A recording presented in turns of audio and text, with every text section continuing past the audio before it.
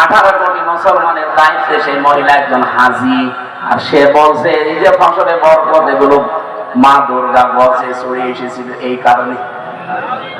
আপনি আল্লাহকে রব হিসাবে বিশ্বাসিত করেন না, কারণ রব মানে সৃষ্টিকর্তা। ফসল সৃষ্টি করেন কে? বরকত সৃষ্টি করেছেন কে? আপনি কোন দুর্গার দিকে নিয়ে গেলেন?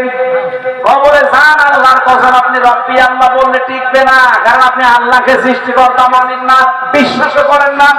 আপনি সৃষ্টিকর্তা মানেন দুর্গাকে। কথা বোঝা গেছে? যা কিছু সৃষ্টি সব প্রথমে করেন কে? বলেন বলেন আল্লাহ।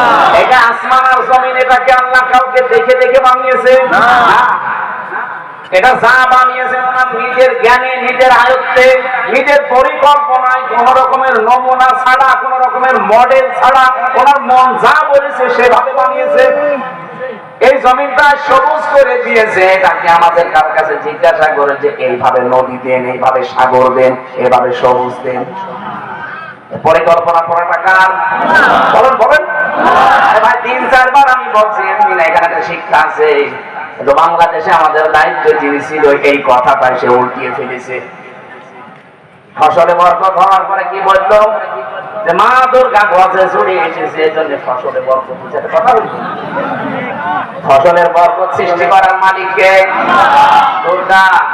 এই কথা যদি গোবিন্দ প্রামাণিক বলতো কিছু বলতাম না। একটা হাসি মানুষ,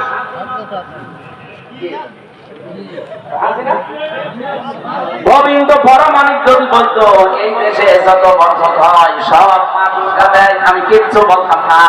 কিন্তু যে মহিলার কথা বললো, আপনি চিন্তা করতে পারেন